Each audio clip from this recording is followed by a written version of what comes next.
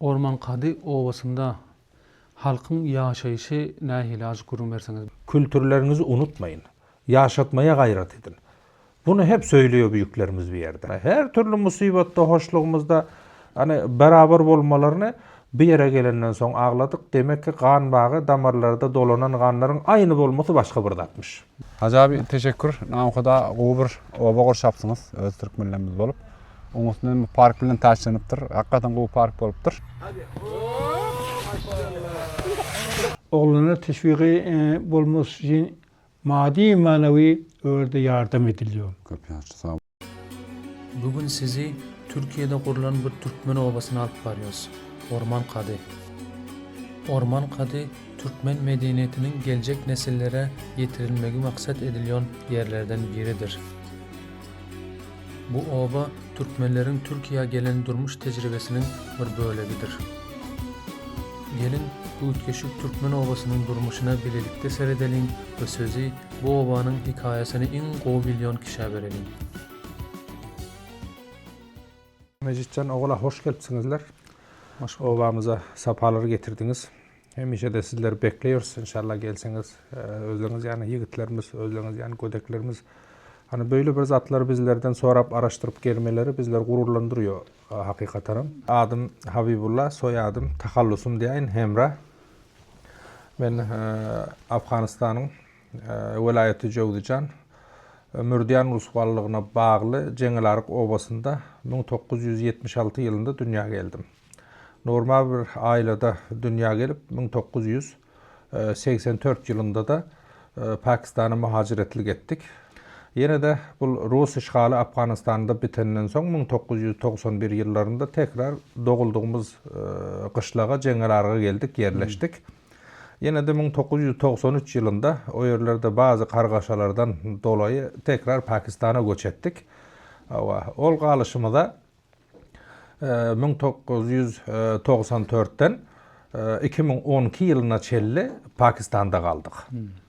Bu arada 1995 yılında yılına çelli 93'ten 2 yıl halı okuyup ondan sonra olmasa bana bir merhum Hacı Semed ağalar, Kandılbaylar deyip eşitiyorsunuz. Bunların şirketinde işlep 1995 yılın 5. ayında onların şirketine bir genel müdür olarak atandı. 1995'ten 2012 yılına çelli Hacı Semed ağalar bilen beraber Pakistan'da Kemalpur ayaletinde o yerde beraber çalıştık. 1994'ten 2010'a çelli 17 yıl oluyor galiba. Ondan sonra olmasa 2012 yılında da Semed Hacı ağalardan ayrılıp Mezar Şerif'e gelip yerleştik ailemiz bilen. 2012 yılın sonunda 2013 yılın başında da bu hala hazır alıp barıyon işlerimiz Akkarvan şirketini kurduk. Türkiye ve Afganistan arasında bir bağlantı kurduk, ticaret bağlantısını. Bu ortada irtibatımız bolup 2015 yıl 15 yılına çelli o yerde hayatımıza 3 yıl devam ettik. Mecitcan yerleşmemizin hikayesi diyende 2015 yılında men oğul öz ailem bilen geldim, yerleştim bu ova. 3 kardeş, üçümüz beraber birlikte. Ondan sonra asta yavaş yavaş bu yere yerleşmene devam ettik. Hani nahili geldiniz, nahili bir yerine taptınız diyende bunu men şöyle anlatıyorum. Oğul bu takdir kısmet insan abidana nire gelip nesip etse rızkı rozu nire geldi şonu izinden gelip sende iyimele biz ona kanaat ediyoruz. Elbette bunda son bazı hikayeler, bazı nemeler de boluyor. Bunu da anlatması gerekirse biz aslında 2015 yılın Mart aylarında Afganistan'ın Mezar Şerif'ten başkonsolosumuzun da vesilesi bilen biz bir yere gelip yerleştik. Asıl gelip yerleşmemizin sebebi men bir yere oğul gelip gidiyordum bir yere. Bir gezek, iki gezek bir arkadaşımız vardı bir yerde geliptim. Hani aklımızda vardı şöyle bir yerleşim yer eğer nesibimiz olsa gelebilsek barileri şu yerlere yerleşir diye bir fikrimiz vardı ama kararımız net değildi. Son 2015 yılında bari qaytmalı bulan pillak Mustafa Erdevren Bey abimiz bir avlık etti bize. Şimdi bir yerden de kendilerinde kızgın salamlarım bilen salamlıyor. Saygılarımız Soňsura o kişiler belki eşderler, duyarlar, görerler, videoňuzy izlerler. Köp salam etýän, olara da salamlarymyzy iletýän. Hani bir yere gelme sebebimize aslında o da sebep boldu Mustafa Bey. Bana bu yere gidip yerleşecek bolsaňyz nire yerleşecek diýen bir soruýuny sordu menden konsoloslukda. Men de İstanbul'a gidersin, nire gidersin dedim. Bildiğimiz yer İstanbul, hani bizim halkımızın bilen yeri. İstanbul'a gideriz, başka nire yerleşiriz diyen pillam hayır deydi. Sen İstanbul'a yerleşme deydi bana. Sizlerin ailanız ulakan. Sizler İstanbul'a yerleşseniz ya Bursa büyük şehirlere yerleşseniz o yerde dağılıp gidersiniz deydiler. Sizler ailanızı toprak bir arada tutmak için sizler köye yerleşin. Bildiğin bir köy var mı deyip, kışlak var mı deyip soradı menden. Men de var dedim. Hemen bu köyün adını ayttım kendisine. Ormankadı mahallesini, Ormankadı köyünü gidip gördüm. Bursa Mustafa Kemal Paşa ilçesine bağlıydım. Hemen girdi bilgisayara, haritadan baktı. Hemen Olabat Göl çıktı bir yerde. 2 kilometre yakınımızda, uzak değil. Oňat bir şirin suwun gölü var bir yerde, suwu var. Bul çıktı ya bir yer dedi, köp oňat dedi. Çok güzel dedi yani kendi öz dillerinde. Muhteşem bir yer dedi. Bu Bursa'da dedi, sizin ata vatanınız dedi, ana vatanınız Bursa dedi. Asıl Türkmenlerin yaşayacak yer Bursa'dır dedi. Siz hemen git o yerden bir düzgün et. Tanıdığın gayrı var mı dedi, var dedim. Tamam dedi, biz geldim oğul özüm bir yere. Ondan sonra İstanbul'da da durman bari geldim de o yerde bir obanın içinde bir 700 metrelik bir arsa taşı aylanan 4 sancak otağı var, onu gelip satın aldım. İçinin restorasına başladık. Enimiz Hacı Emin geldi ardımlanım 2-3 günden sonra. Onunla birlikte restoralarını ettik de o yere yerleştik.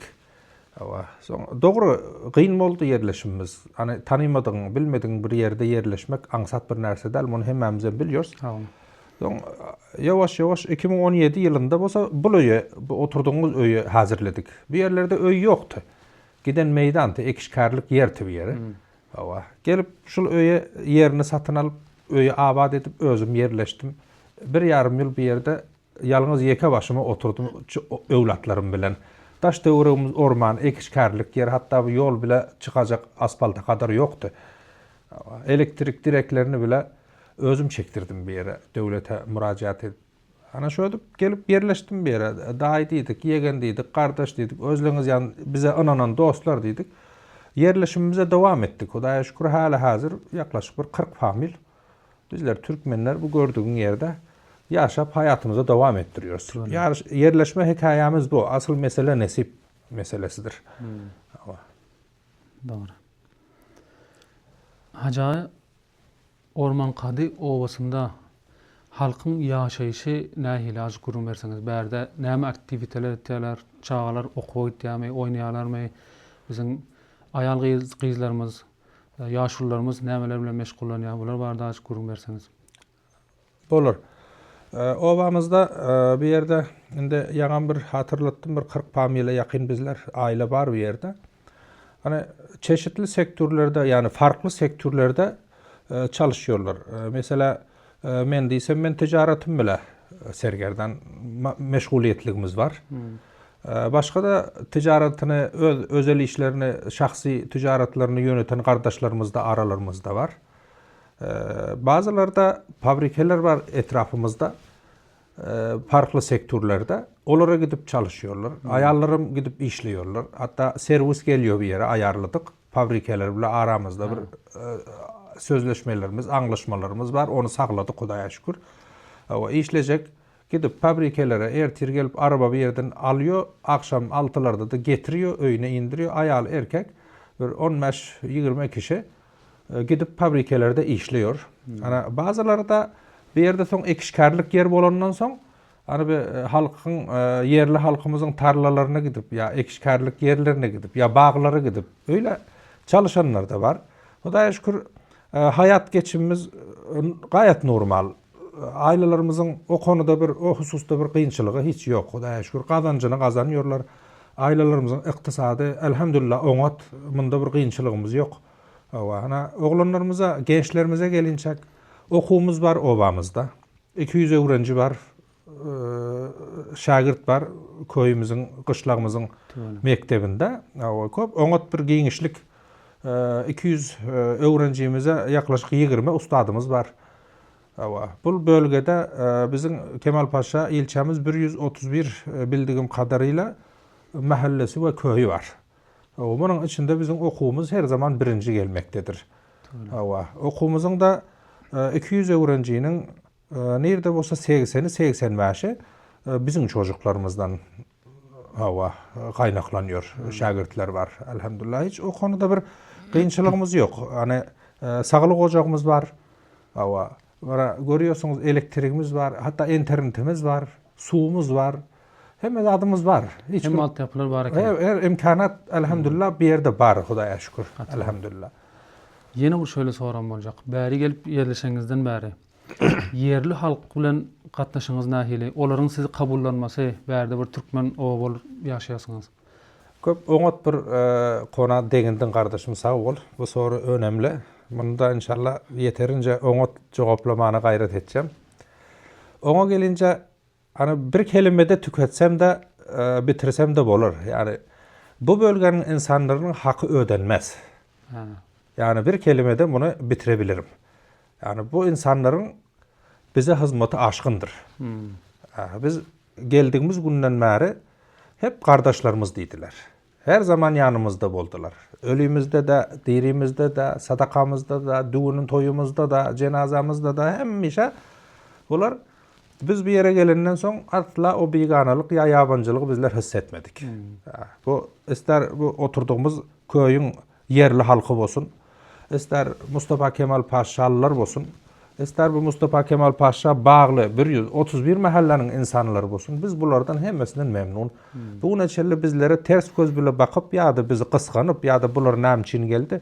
Öyle bir zat biz bu 11 yılın içinde duymadık. Ve görmedik ve karşılaşmadık. Önemli bir husus anlatmak istiyorum şehirde. Kona değinmek istiyorum. 2018 yılında gelenimiz 3 yıl oluptu. Benim oğlum vefat etti. 16 yaşında 10. sınıf öğrencisiydi. Oğlum vefat edende ben yeketim bir yerde. Bir iki kardeşim vardı. Başka aile bizde bir yerde yoktu. Özlerimizdik. Ama ben oğlumun ölme acısını bilen kaygılanmadım. Bu ne için öldü? Bu nahil olur diyen bir zat aklıma gelip ben onu asla teşviş etmedim. Benim teşviş eden nereden şu oldu. Indi bunu ne edip yerleştiririz? Bunu ne edip defin ederiz? Yeka başımıza indi nahil olur halimiz diyen bir kaygı beni sardı. Üstüme yüklendi. Gurbette bolyan zatlan bir şu. Gurbette en İnsanın önde gelen düşünülecek düşünülecek narselerin biri de bu. Ben bu kaygının aslında kaldım. Evet. Cenazanı öye getirdik, bir baktık. Kimseyi tanımıyor. Köylüler toplanıp hemesi gelmiş ayal erkek. Hatta okuyduğu lisedeki öğrenciler geliptir. Ben oğlumun cenazasının tabutunu kaldıramadım. Bana fırsat vermediler.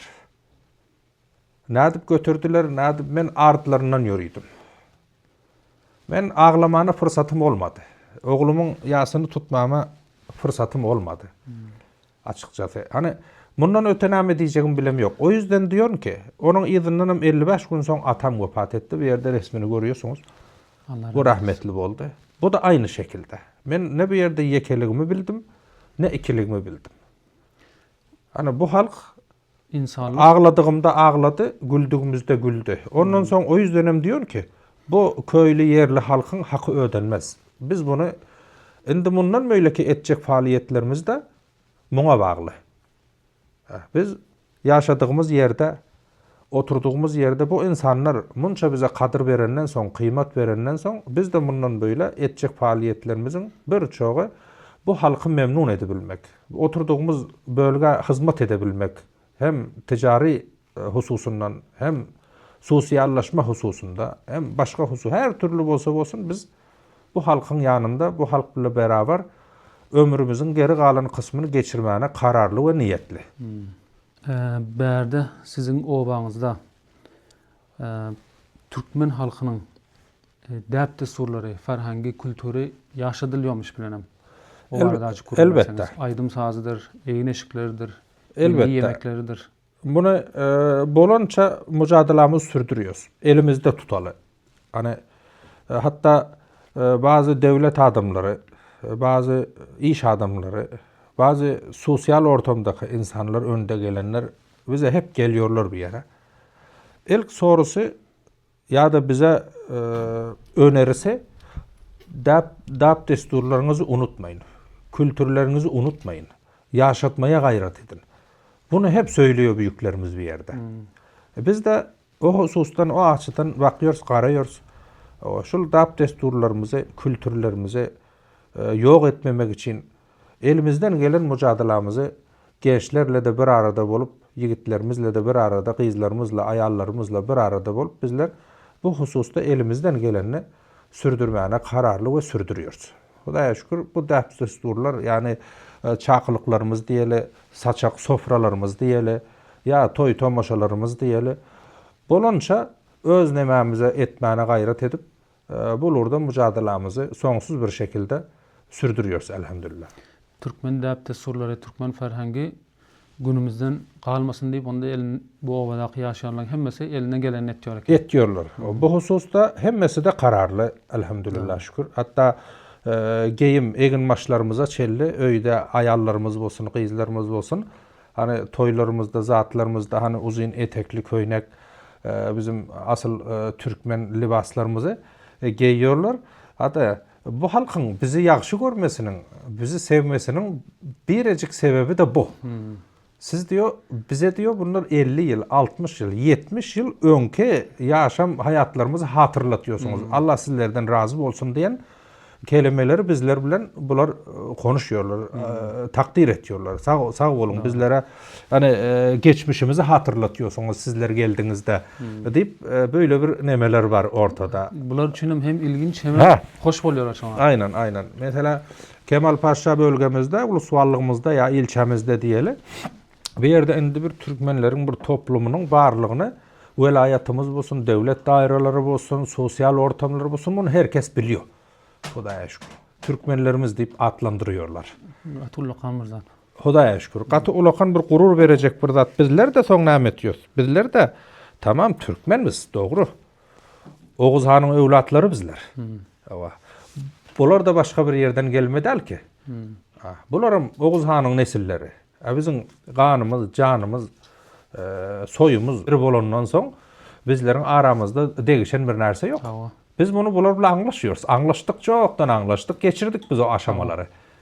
Endiden böyle sizler yani yigitleri evlatlarımızdan yetiştirmek için onun için mücadelemiz veriyoruz. Hani bu yaşadığımız topraklara, aşağında yaşadığımız bu kırmızı bayrağa, üstümüzde olan şanlı devlete, bunlar hatta öz halkımıza, milletimize yararlı bir şekilde ulaldı bilmek için, buları meňzär yakışar bir şekilde yetiştirebilmek için bundan böyle mücadelemiz devam edecek inşallah. Devam ettirmene de kararlı elhamdülillah. İnşallah. Haca berde Türkmen toplum için bu köýde ya obada yaşap gören Türkmenler için bildiğim kadarıyla bir dernek hem kurupsunuz. Berde bir dernek var. O dernek barada acı kurum berseniz bu näle bir ihtiyaç duyuldu bunun için ve näme faaliyetleriniz var bu dernekte acı kurum berseniz. Dernek meselesi bunun adı dernek bolýar. Yani bir yardımlaşma, dayanışma, birek-birek elinden tutma, olatlara vesile boljak bir idara bolýar bu idaranyň özü. Dogry gelenimiz bizim 11 yıl boldu bu yerde. Bugün eçelle 3 ay awala kadar bizim dernegimiz yoktu. Yine de değişen bir zat da yoktu. Aynı faaliyetimizi, aynı mücadelemizi devam ettiriyorduk. Şimdi näme boldu? Hali hazır bizler Akyol eğitim kültür üzerinden bir atlı bir dernegimizi resmileştirdik.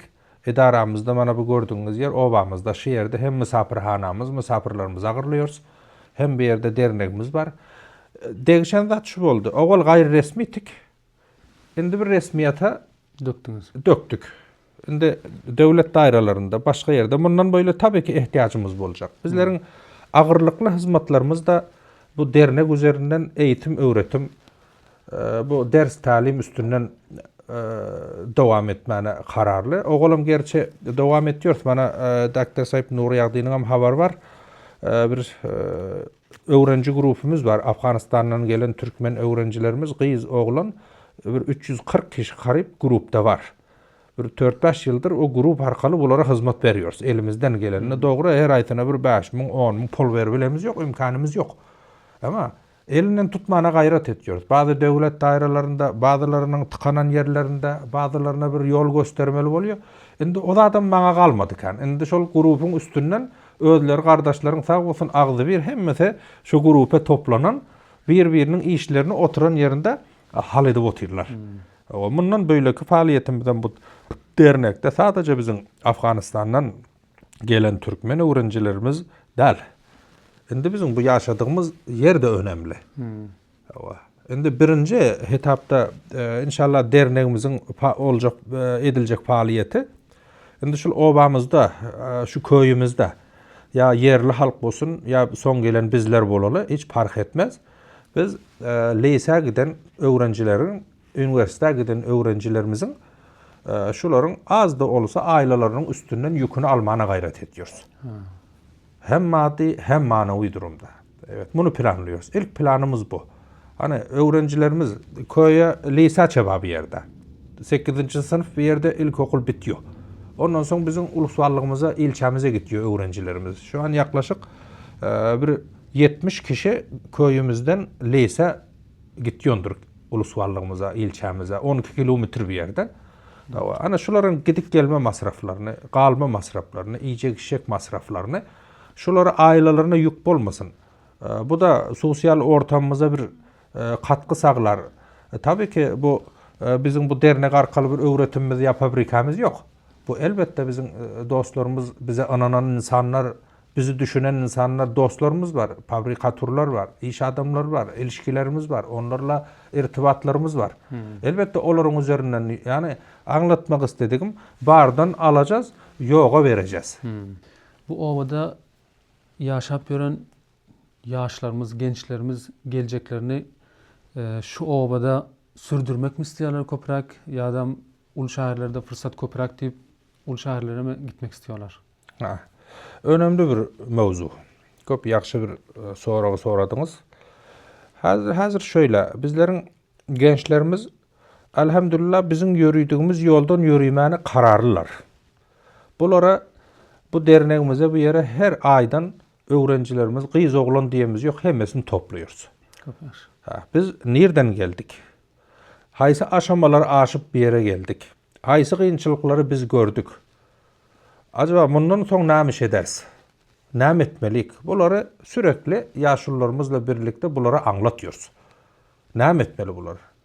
Bizlerin asıl amacımız bir yere yerleşmemiz, köye yerleşmemizin birinci sebebi olsa şu yerde bir temelli bir adres evlatlara, gelecek nesillerimize Türk topraklarında bir miras bırakmak, miras koyup gitmek. Bunlar vatansız yaşamasınlar. Bunların doğduğu yeri, yaşadığı yeri, büyüdüğü yeri, okuduğu yeri hemesi belli olsun deyip biz bu mücadeleyi veriyoruz. Şimdi tabii ki bizim ömrümüz geç geliyor, 50 yaşa geldik. Bundan sonra çabalap edecek hizmetimiz bir 15 yıl. Ondan sonra ne göz görür, ne ayak aydan eder, ne akıl bize doğru yöne yönlendirer. Bunun farkındalar, sağ olsunlar. Gençlerimizin niyetleri, şimdi birçoğu da üniversitedeler, üniversite okuyorlar. Bu sene bitirecekleri de var, bu sene gidecekleri de var. Gençlerimiz hala hazır öyle bir düşünceleri yok. Biz bir yerden ayrılıp imkan köp yere gideli, ya Avrupa taraflara gideli, ya büyük şehirlere çıkalı. Gençlerimizin öyle bir düşünceleri yok hala hazır. Onların aynı şekilde bizlerin iradamız şekilde onlardan sonraki gelecek nesillere bizim bu mücadelelerimizi aktarmak niyetindeliklerini biliyor. Gençlere de güveniyor. O da bizim yolumuzdan yürümene kararlılar. Hala hazır öyle bir zatlar karşılaşmadık. Öyle bir fikir sahibi olan birini de görmedik. Gençlerimiz hatta biliyorlar kadrini, kıymetini. Biz orman kadılı diyorlar. Okuyduğu yerlerde, başka illerde ya başka yerlerde sen nerelisin diye hemen orman kadılı diyorlar. Hani bunu iftihar bile aytıyorlar çünkü aydılacak bir durum ortam. Onlar da gençlerimiz de, kızlarımız da, gödeklerimiz de unutmuyorlar inşallah. Bu bizim üstümüze edilen ihsanı, bizim üstümüze edilen halkın, bu milletin itibarını bunlar da biliyorlar. Bakın arkadaş, biz Pakistan'da 27 yıl yaşadık. Biz köp katı günler gördük, bir yere geldik. Bunu unutmamak lazım. Açlığını da gördük, dokluğunu da gördük, savaşlarını da gördük, mermilerini de gördük. Görmedik dadımız kalmadı. Eteneklerini hem gördük, daşlarını hem gördük. İktisadi sıkıntılar İktisadi sıkıntılar, garipçiliğini, fakirçiliğini da gördük. Hemme dadını gördük. Akşam yesek, ertir, kahvaltıdan hem yer kalkıp oturan zamanlarımız da oldu. Elhamdülillah bunu da gördük, geçti. Hudaya şükür. Pakistan'da 27 yıl yaşadık. Bakın, demek ki kan bağı başka bir datmış. Biz Pakistan'dan şikayetimiz yok. O yerde de karnımız doydu. Kıyınçılıkları da gördük, rahatını da gördük. Pakistanlı kardeşlerimizden, o yerin milletinden bir şikayetimiz yok. Ama bize o yerde ikinci derecede bir mamulada yaşadık 27 yıl. Ona ama bizim elimize hiçbir zat verilmedi. Biz adımıza öye, arabanı, ya motorsikeli, bu zatları koyun Almaniyini. Biz öz atlarımızda o yerde telefonun hatını bile alamadık 27 yılda. Ticaret ettik, vergimizi verdik. Açlığını da gördük, dokluğunu da gördük. Ama hani kanı başka olan için o yerde biz kaynaşı bilmedik. Hem işe ayrı durduk. Ayrı bir toplum olduk. Her zatı bir yere gelen günümüzden itibaren anladık. Demek ki kan bağı başka bir datmış. O şartlardan tabii ki Türkiye'ye gelip böyle bir kan bağı. Bu halkın bize ısınmalarını, bu halkın bize yaklaşmalarını, bunların bizleri kardeşimiz demelerini, ölümüzde, dirimizde, cenazamızda bizim yanımızda olmalarını, her türlü musibette, hoşluğumuzda hani beraber olmalarını bir yere gelenden sonra ağladık. Demek ki kan bağı damarlarda dolanan kanların aynı olması başka bir datmış. Doğru, Pakistan'dan da şikayetimiz yok. İyiydik, içtik, topraklarını kullandık. Helal olsun. Ama bir yeri başka oldu bizim için. Evet. Hani anlatmak istediğim bu. Evlatlar bunu biliyor. Gençlerimiz bu durumu biliyorlar. Bunun farkındalar. Önemlisi. Önemlisi. Kemal Paşa gidiyorlar lise. Liseden parık olup da, mezun olup da çeşitli farklı illere, üniversiteye gidiyorlar. Bunlar o zaman anlıyor bu yerinin kıymetini. Sürekli biz de anlatmaya çalışıyoruz. Bakın diyoruz, bu yeri sizlerin gelecek nesillerinizin doğulacak yeri.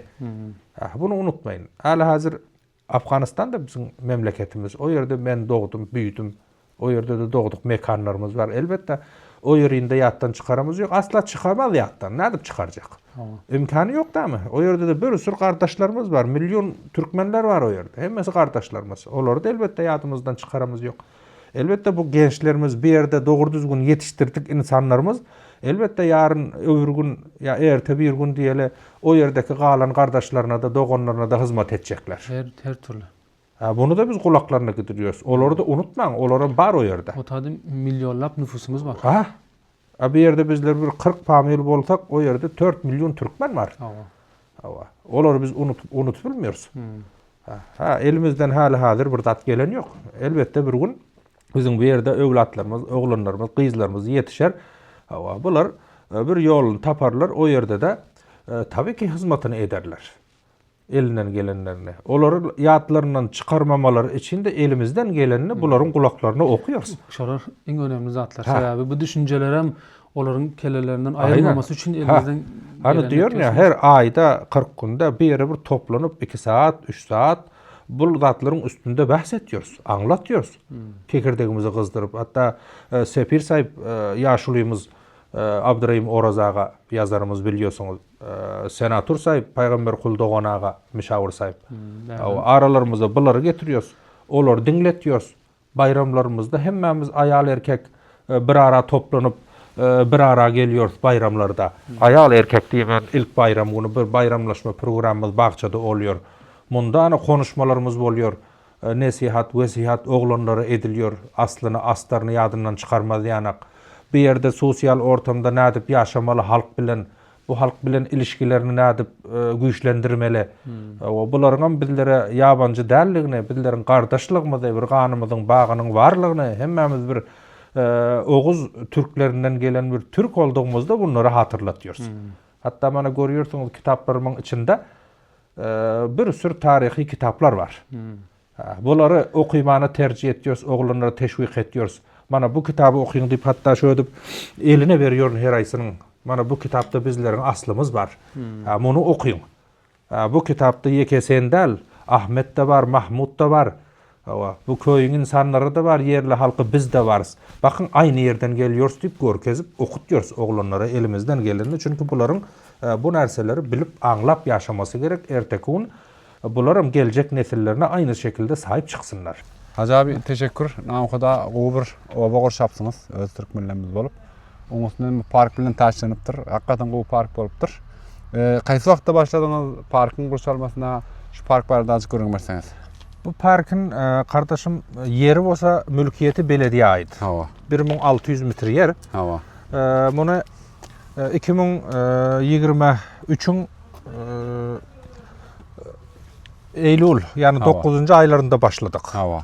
2023'ün 9. aylarında başladık. Bir yılda tamamladık. Maşallah. Bunun tamamen harcını, masrafını, başka zatlarını, ustaçılığını, işçiliklerini, hem zatlarını bunun özlerimiz ettik. Şehirde ovalılar bolup. Elhamdülillah. Sağ olsun gençlerimiz, yaşlılarımız hani pulu var, parası var verdi. Yoğu da haftalık 10 günlük gelip de pul almadan, yevmiye almadan çalışıp hani el ele verip hani şimdi gördüğünüz hal bu hala getirdik.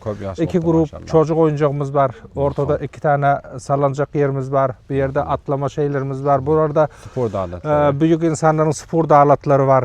O bir yerde güzel bayrağımızı diktik görüyorsunuz. 2 tane oturak kamelyamız var. Maşallah. Hali hazırda o yerde 4 tane yer ayarladım. O yerde 4 tane piknik masasını koyacak. Yazın bir yerde oturak insanlar köp toplanıyor bir yere. Çocuklar, hanımlar. Genellikle bu parkı çocuklar ve hanımlar kullanıyorlar. Yapanda abi aytdığınız da yani hem masrafını hem işçiliğini öz Türkmen oğlanlarımız öz yaşlılarımız ödünüz yaptınız. Aynen özlerimiz yaptık bunu. Hatta bu gördüğünüz parkedaşların %90'ını ben kendi ellerimle düşedim. Ustaçılığını sağ olsun. Başka da bana Hacı Emin kardeşim muttahitlik yapıyor. Etiyor, muttahitlik işlerini etiyor. Onun da bayağı bir katkısı var. Hatta şu ustalarını bana, betonlarını, bana bunun taş dövereklerini görüyorsunuz. Çitler. Yok, aslındaki beton mu? Demirle beton. Bunun aslında da 40'a 40 temel var. Bunun üstünden de demir dokuyup nam ettik. Çitler hem oluştu. Çitleri var.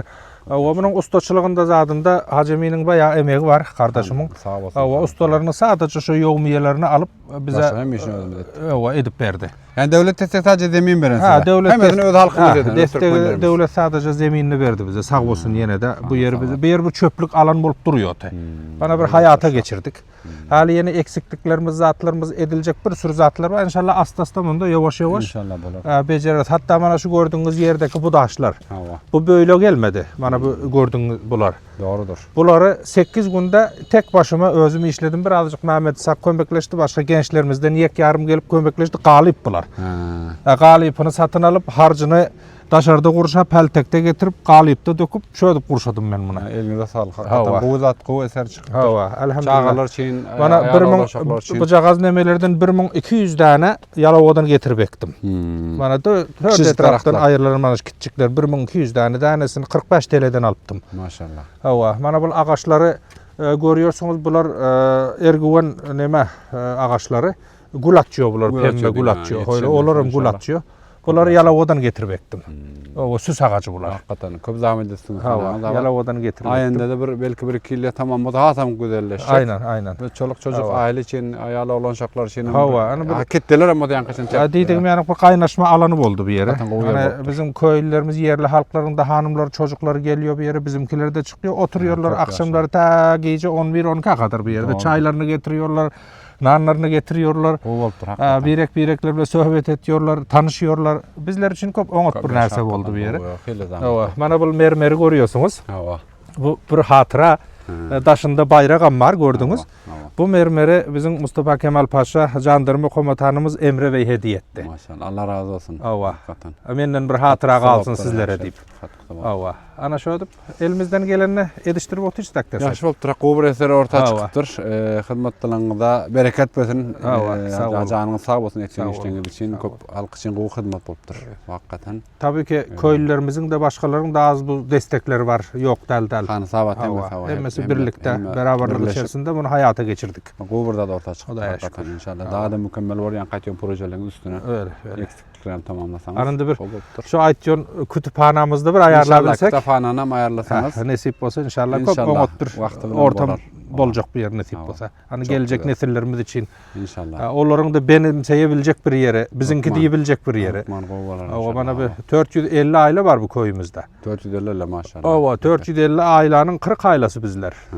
Awa bunun 410 ailesi yerli halk. Yerli Türk halkı. Awa. yani. Ama- Çok yaxşı. Yine de sadece bu 40 aile yaşayan yanık yaşıyoruz bizler. Yani, Hah. çok Bunlar faal- böyle bir alışmışız Faal ki. hemme Ha. zatlardan öňcüsü Ha. namı da. O da şükür ederim. Bana görüyorsun, alıyorsun bana bir Aynen. aktığını oynatmana Oynatmaya geliptir. ketdi. Fakir şehre Huzurlu diyor, bir ortam. tren yapalım Irak'dan diyor. Awa, yani Belki ona ona bir meledi. düşünce. Hakikaten. Gururlandırıyor bizi böyle şeyler. Hakikaten, gowy bolupdyr, awa. Sağ olsunlar. Salam hurmatly izleyiciler. Bugün Bursa'nın Mustafa Kemal Paşa ilçesinin adı Ulusuvalanyň Orman Kady köyünde video gaýdyp otyrs. Men ýandan Mejit Camilen Habibullah Hajaga gugurunlar etdiler köy barada, guruşluk barada. Hurmatly ýaşlygymyz müşawir sahyp Peýgamber Kul Dowana jaňam bul köýde ýa obada ýaşýo, gözlemliyor, fikirlerini, nazariýalaryny almak istedik. Bu Orman Kady obasında Türkmenlerimizin ýaşaýyşyna häl gitýär. Doňajam fikirleriniz gurun berjekmi? Bismillahirrahmanirrahim. Doktor Tayyip awal bilene sizi bu meclistany görenmek için köp begendim. Sağ olun. Näme için sizler ýany edermen ýigitler gerek Türkmene. Köp sağ olun. O hususan matbuat sakında ve edebiyat sakında bitmek uğrunda köp gerek. Şu Türkmen çağalanmamızın böyle öne bösmesinde Türkmen dilimizi, ferhengimizi, däp desturumuzy goramak baradaky aladalaryny aýdyp berseňiz. Näme faaliýetler etýärsiňiz? Bulara dikkat etýärmi? Şu barada açyk görüň berseňiz. Men İsa'ya dakik yadımda yok. Köp oğul gyýdylar. Sıl mektepde okuyor. Hawa. Hatta bu mektep okutarıp son fakültel ketdi okullardan gitýärler. Sahra-i muhtalypda onun was gyýdy oğlan wasypyna okyp ýörler. Hawa. Bir ýylsa pargam boljak boldy. Hastay Habib sıl okuyan oğlanlara Hawa. suhulet getirecek bolup sılaryň diňinden sak bolup her bayramda bir toplam edilýär. Maşallah. Her bayramda toplam edilýär. Örde billerin bilenmezek ýör. Hastay Habibim basının geçenlerini aýtýar. Oğlana teşviqi bolması için maddi manevi örde yardım ediliyor. Köp ýaşy sağ olun. Soňsal oğlandan kiçikdi, ketdi, gyýlaryň ketdi. Her gaýtdan wagt berýär, öz düşünjesini, öz bilimini örde söhbet etdi. Ondan başgadam sil gaýda hep de mowkime saýt boldy, hepdeden bir depe. Ya 15 günden bir depe. Galibet ayda bir depe. Sil öğrenciler var ha, okuyan kız, oğlan. Hawa. Ketdi kiçikni sil talygyna getirip jemläp buların okularından, etýän işlerinden, sümplerinden habar alıp bulara ýene hem teşvik edip Köp ýaşy. her gaýtny öz sakında, öz duýgusyna laýyk gepläp ýene hem ulary maddi manevi şeklinde takdirliyorlar. Köp ýaşy sağ olun. Bu hikaye tamamlanmadı. Orman Kady öz hikayesini yazmağa devam edecek.